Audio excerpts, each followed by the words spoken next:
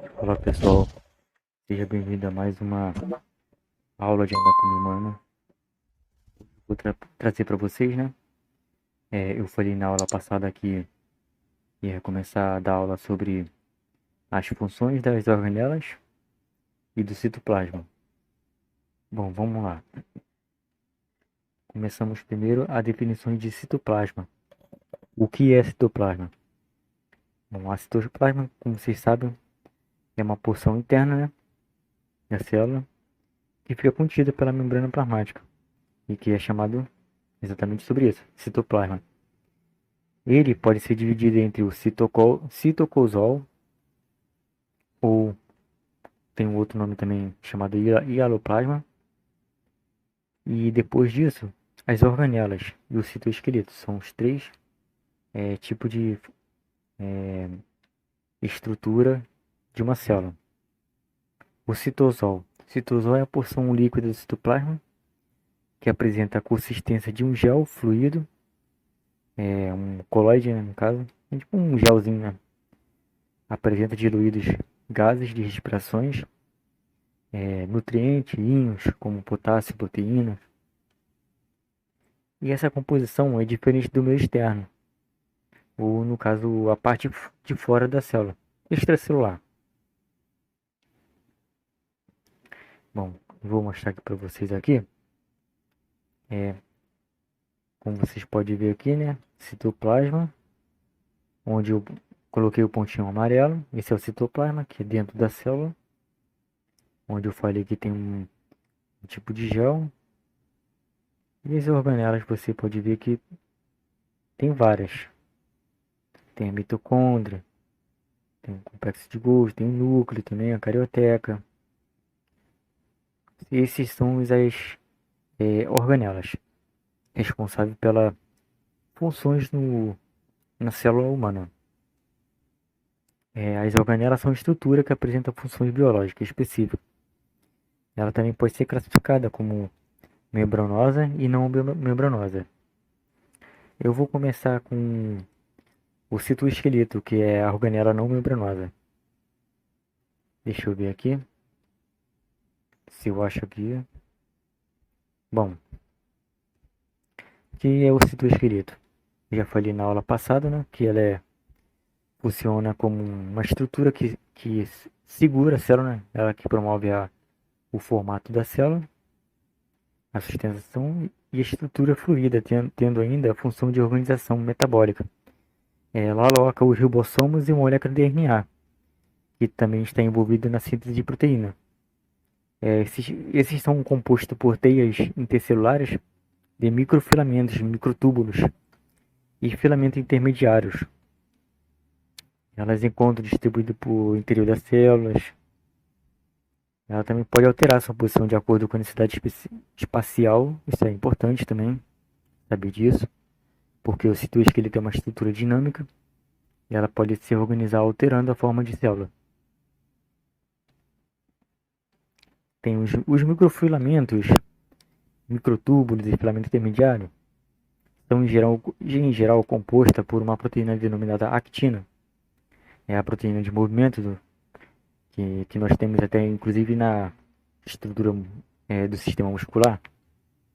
E ela gera consistência de citoplasma, ela ancora o citoesqueleto e promove o movimento por meio de interação com a proteína miosina, que é um outro tipo de proteína que também contém até nos músculos.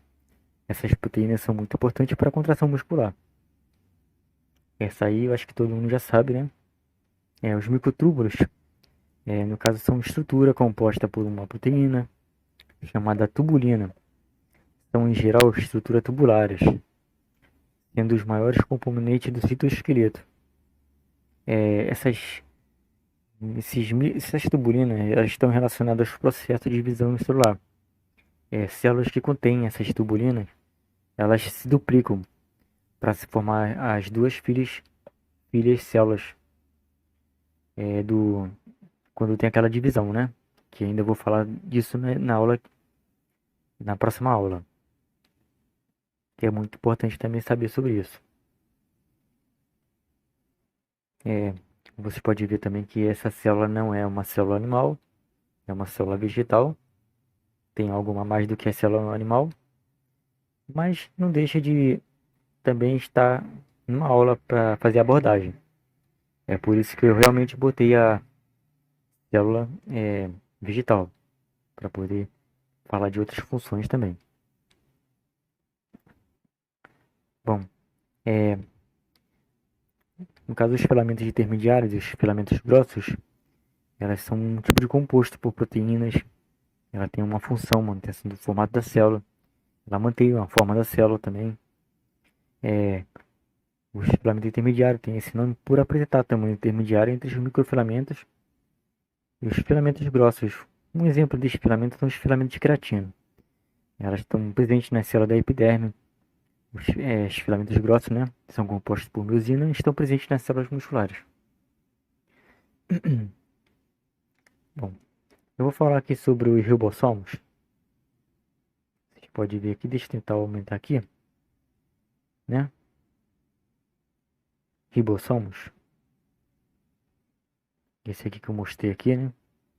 Elas são uma estrutura formada por uma conjugação de proteína com o RNA ribossômico. É um tipo de especial de RNA que se apresenta em duas subunidades, né? As quais devem se juntar para que os ribossomos exerçam a sua função. Esta organela é encarregada pela síntese de proteína, né? Portanto, células de tecidos, órgão que promove muita secreção de proteína, como o fígado e o pâncreas, elas apresentam mais ribossomos do que as células em esta função. A junção dessa unidade de ribossomos para a produção de uma proteína ocorre no citoplasma. Eles apresentam diferentes tamanhos e composições quando comparado ao do organismo, de preferência também ao procariota, mas ela também apresenta a mesma função.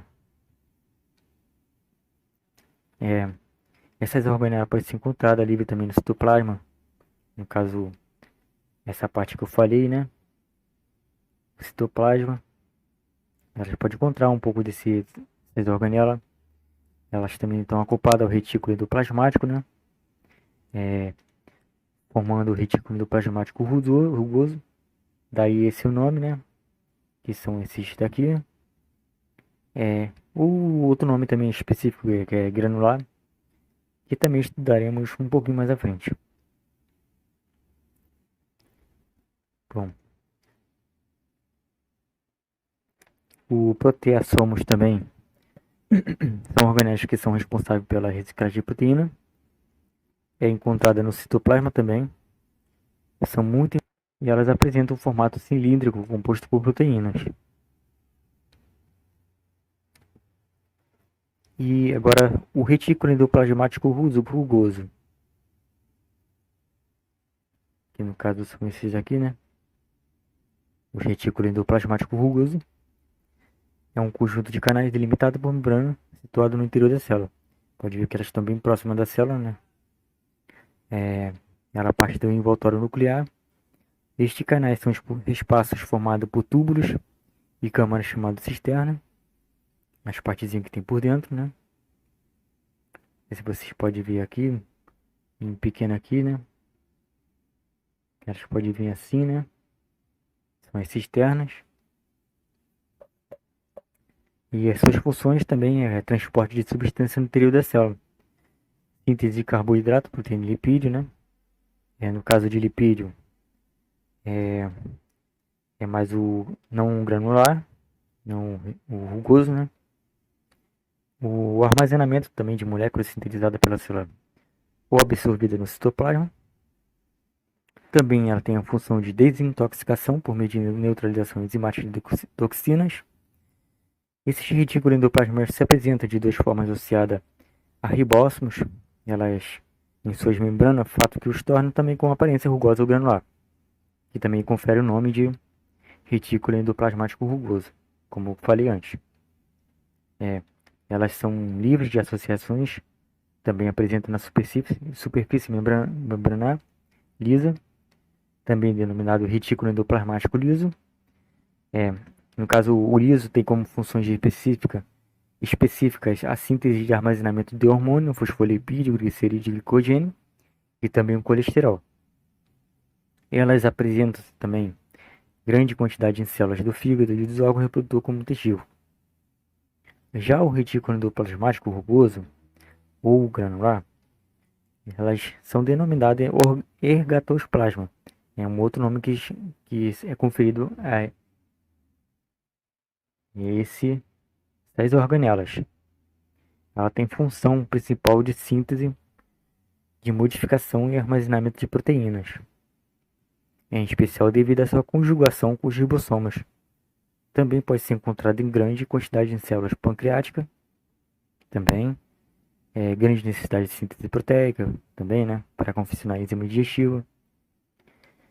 E elas também são produzidas e modificadas no retículo endoplasmático granular, que são acondicionadas em vesículas transportadoras, né, liberada na extremidade da cisterna, onde eu falei, seguindo então para o complexo de Golgi. O complexo de Golgi é outro,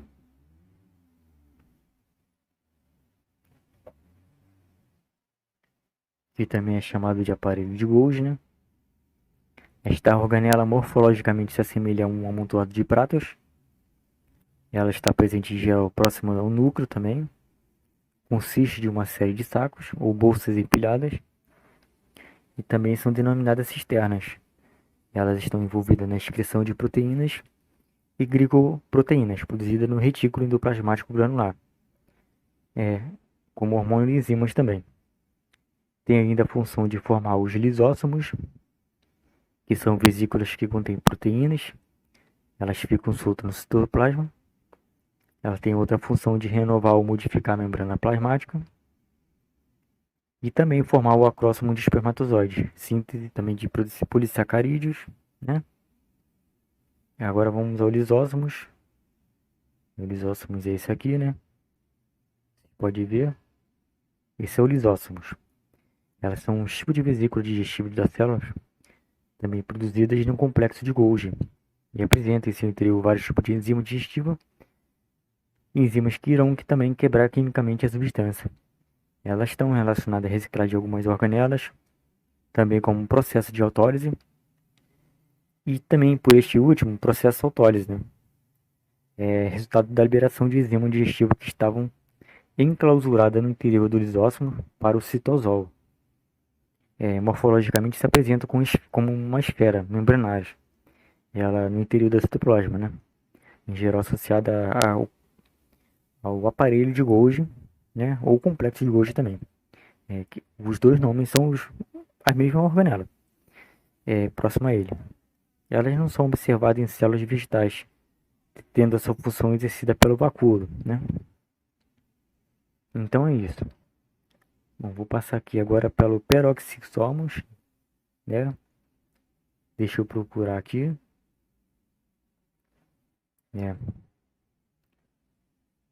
Nessa célula aqui não tem como achar aqui para vocês, ainda mais que é uma célula vegetal, né? Vou procurar uma outra. O peroxissomos são um tipo de vesículas também que se originam a partir de outro peroxissomos, né? Essas enzimas são produzidas no citoplasma e não no retículo endoplasmático granular, igual o lisósomos. Apesar da aparência, né? Eles têm como função a degradação de ácido graxo e composto orgânico. Nesse processo tem uma liberação de H2O2, que também é um peróxido de hidrogênio, tem a composição de água oxigenada. O próprio peroxissômero se encarrega de degradar este composto utilizando a enzima catalase. Elas geram como produto de degradação oxigênio e água. Bom, vamos para a mitocôndria e cloroplasto. Bom, aqui não tem cloroplasto, né? Eu teria que falar de cloroplasto com a outra figura. Vamos falar sobre a mitocôndria. Ou melhor, vou passar na outra foto aqui para mostrar para vocês. Pronto, para ficar mais fácil, né? Porque aqui tem uma mitocôndria aqui, né? Essa aqui é a mitocôndria. Então fica mais fácil para poder explicar para vocês. Elas são umas organelas produtoras de energia das células. Creio que todo mundo conhece ela muito bem, né? Ainda mais quem faz academia, né? Gosta de estudar essas partes. Ela não atua, são conhecida como casa de força celular, o Powerhouse, né? dá o nome, elas têm uma estrutura especial que merece ser estudada a fundo. Elas são formadas por uma membrana externa e por uma membrana interna que apresenta prolongamentos para o interior de organelas formada as cristas mitocôndria. Não sei se vocês conseguem ver aqui, ó. Aqui, né? Essas são as cristas, né? Cristas mitocondriais.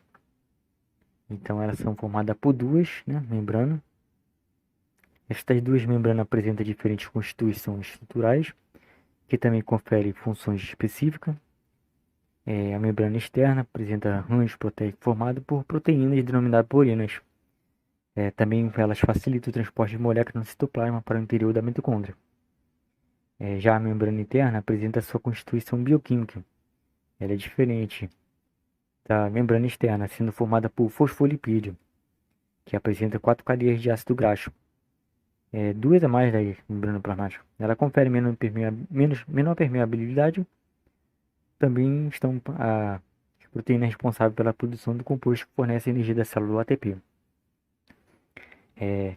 A presença das duas membranas faz os dois espaços que formem, né, dentro das organelas, e matriz mitocondrial, espaço intermediário.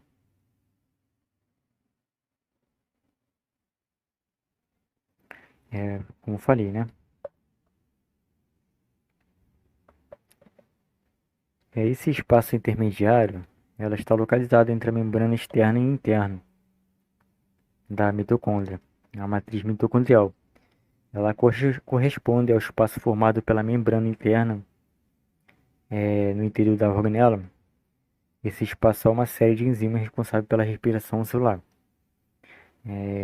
Elas participam do ciclo do ácido cítrico, chamado ciclo de Krebs. É uma oxidação do piruvato de um produto da degradação da glicose que ocorre no citoplasma, né? E também de ácido graxo, que é a gordura. Neste espaço também está todo o maquinário que a mitocôndria utiliza para sua própria divisão e também replicação do seu material genético, seu DNA, circular, ribossomos mitocondriais, RNAS. São transportadores e enzimas utilizados para a expressão gênica da organela. Quer dizer, as mitocôndrias se originam da mitocôndria pré-existente da célula.